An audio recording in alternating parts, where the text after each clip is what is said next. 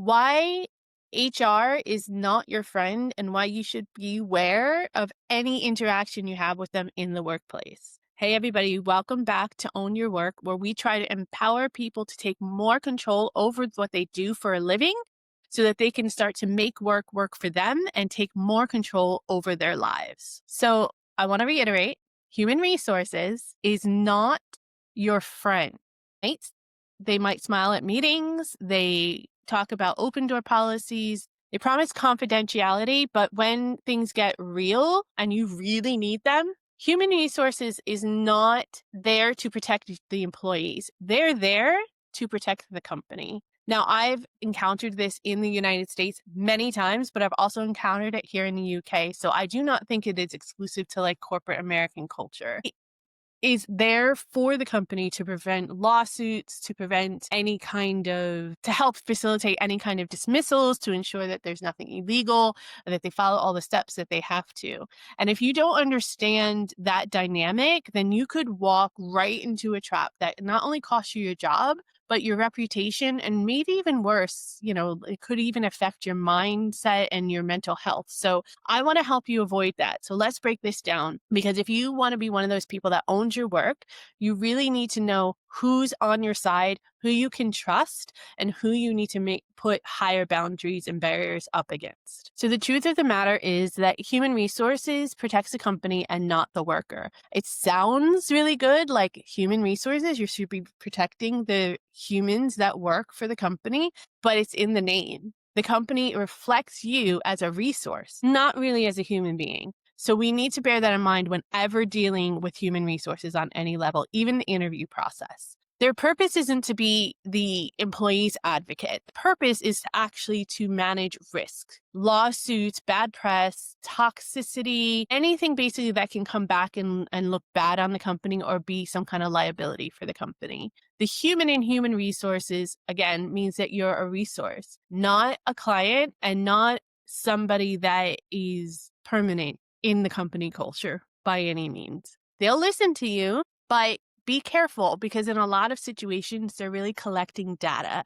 And it is quite possible that they'll use that data against you later, because they come at it from a mindset of what is going to keep the company safest. And that means if protecting the company is going to come down to protecting your manager against you or a coworker against you because of their status or their longstanding tenure with the company, guess what? They're going to win, most likely. So it's really important to just remember that every single time, that is the underlying dynamic whenever you're dealing with human resources. The other thing to remember when dealing with the HR department is that even though they're supposed to be keeping things confidential, it is really often that they don't keep things confidential. When you walk into an HR manager's office or even an associate's office, you think you're having a private conversation, but in reality, they're recording it on the company's behalf. Anything you say can and probably will be shared internally, either with your manager at the minimum, or possibly even legal or even executive level. Confidential in the HR terms really means we'll share this with the people that we think need to know, not maybe necessarily who actually should know. And even if it might be detrimental to the employee that came to that person in the first place. So before you speak to anybody that works for the company regarding a company grievance or a disagreement with a colleague or a manager, just make sure that you ask yourself, am I ready for this to be repeated word for word in a meeting that I am not in to defend myself? Make sure that any interactions with HR or management that could potentially lead to an HR interaction or meeting or any kind of performance review, if anything like that might be documented from a company standpoint, make sure you're documenting it from your perspective and from your standpoint to protect yourself. This is all about protecting you and your rights as a worker within the company, because human resources, and even in some cases your managers and coworkers, will not be there to protect you no matter how good a rapport you have and no matter how long you've worked there. The next thing that you want to think about whenever interacting with the human resources department is that a lot of their investigations are unfair, because they have that implicit bias from that they're working on the company's behalf, that they're coming from that point of view. Even though they sound neutral when they're investigating something, they're often not. They often have a preconceived notion or a desired outcome at the very least when they're going into that investigation. The Human Resources Department is designed to protect the organization's liability and does not give a crap about your personal dignity. They'll interview people very selectively, use very specific types of language and questions during their investigations. They will summarize your words in ways that sound softer or more convenient to their personal perspective or the company's perspective, and then call it resolved. And it may not necessarily even have been hit on the real true problem, the real true core. I remember one time I was in a job in a company that was actually really, really good, but the HR manager was awful. And I had an encounter with an executive and they were really flippant and really disrespectful to me and how they spoke to me.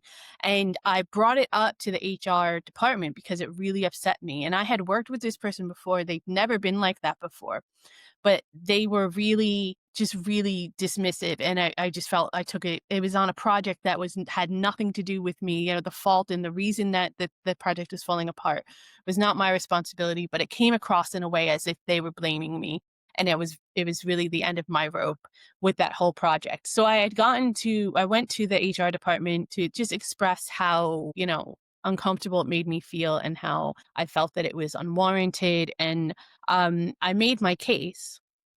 And at the end of it, the HR manager told me, at the end of the conversation, the HR manager told me, "Oh, well, I'm sure that's not what they meant, so it's okay, don't worry about it." Even though I was like, even though I came from the perspectives that I was now uncomfortable working with this person that I had to work very closely with, they hadn't acknowledged it and they hadn't even apologized for it or anything like that. I was immediately dismissed because that person had been at the company a lot longer and was in an executive position, and they wrote it off as if I was just being oversensitive, even though I had never made a complaint to HR before on any level with that company about anybody else. So it wasn't like I was a problem child or anything like that. And they just completely wrote me off. And from then on, I've never trusted human resources. And that was the first time that I had gotten blown off by human resources, but it definitely wasn't the last. So I am speaking from experience with this, just to let you guys know. I'm not just harping on this just to be a hater of the department. You have to know that from the HR department's perspective, it's just not about truth or fairness in any way. It's about controlling the exposure and just trying to mitigate any risk that, on the company's behalf. So you have to make sure that you protect your own version of events. Make sure you document the stuff in writing and make sure that you cover your ass. Sorry, but I hate to say it, but that's just the way life is a lot of times, more often than not. So make sure whatever you're doing, you have emails to document your conversation. You have to sign anything. You read that very, very specifically, and you make sure you take your time and you understand it and you ask questions, and do not put your name on any document from human resources that you are not 100% confident is to have in your current record for the rest of your career. The next thing that you need to be aware of with human resources is that a lot of people in the department will lie. Maybe not intentionally, they might mean well from the get-go, but they will lie, or at least massage the truth. Let's put it that way. They'll tell you, "We just want to understand what happened. Why don't you tell me your version of events?" When what they really want is a statement so that they can say, this or this, and do like a pro and con column and see what the risks really are, depending on which side that the chips really fall on. So you need to be careful about what you say to them, how you say it, and what they say to you. Be really, really aware of all the language they use, the specific words they use, the tone they use, all of that. They'll promise things like, "I'll look into it and we'll get this resolved." But that might mean just a quiet conversation with your boss, and you might never hear from them again after that. And it might not equate to an actual investigation, and it may not even amount to anything that is documented other than your statement and maybe a quick paragraph about their conversation with your manager or the person that is involved in your grievance. They may even tell you at some point, like, "This won't affect your job. This is completely confidential." And the next thing you know, you find yourself back in there on some kind of performance review or an improvement plan where, as if you've done something wrong by standing up for yourself and standing up for your rights, not just as a worker, but as a person. It's not personal. You have to understand that HR isn't coming at you personally from their perspective. It's about the company. It has nothing to do with you as an employee or you as a person. So you need to go back, you need to match. If you're going to be involved in the human resources department on any level, in any regard, make sure that you approach it in the same manner, that you think of it in the same way, that your perspective is also that this is not personal about the HR person. It's not about your boss. It's not about the person you have a grievance with. And it's not even about the company personally. It's about the environment that you're working in and your specific issue and how you're working. If you approach it with that not taking anything personally perspective, just like HR does, it'll be a lot easier for you to document things, to tell the truth, to make sure things are followed up on and make sure that you're protected in the end. So how do we protect ourselves when we're in this kind of situation where maybe we're having an issue with our manager or a coworker and the manager and or coworker is not helping? There's no one else really that's helping. You have a supervisor or a team leader that's not really doing anything to help mitigate the situation. And then you try to go to the human resources and they're not helping either. What can we do to protect ourselves? Well, the biggest thing to remember is document everything. As I said in the previous segment, make sure that you are getting everything in writing, screenshots of conversations, download the Teams conversations. If you have a phone call, follow it up with an email. If you have a verbal conversation, follow it up with an email so that it's in writing to that person. And if it's an ongoing thing, make sure you copy HR or either blind copy them or send them copies of it when the incident happens. Or if you prefer, or you can just gather the information and then go to HR with all the information. Make sure you have dates, make sure you have times, make sure you have specifics about what a person said, who said those things, who else was there that could be a witness. And if you have any kind of documentation, any other kind of emails or anything else that you could possibly present as evidence, make sure that you do. You have to be your own lawyer in this situation. I know it sucks, but it's the reality that we live in, especially in corporate environments. So we have to be really, really careful. Anything that you have on your phone and anything, make sure you also on another thing that a lot of people never think of is if there's a text message or a WhatsApp message or anything from social media or anything like that on your phone that you think relates, make sure you get that as well. The bottom line is to gather as much information as you can to support your case. However, make sure that all the information that you are gathering is done legally. Make sure you're not infringing on other people's rights and make sure that you're doing everything that you can, that, you're not stealing company documentation, you're not, doing anything shady or anything like that. Make sure you also keep a copy of them outside of the company system. So off-site, print out copies, email copies to your home address, anything that you think you can do, any way that you can do outside of the company. So the company can't delete it or can't, say, oh, those records mysteriously disappeared. Do you have an actual copy of all of it? And do it on company letterhead if at all possible so they can know, you can know, or some kind of, do it on company letterhead or some kind of indication that it is company, that you can verify it is company specific so that they can't come back and say, oh, you just created that at home or whatever as part of the grievance. When you do talk to HR in person, make sure you 100% stay very factual. Try not to take it personally, as we've spoken about. Keep things very, very far from the vest. Do not get emotional about anything. And if you need to take a breath, you need to take a minute to think about your answer, do it.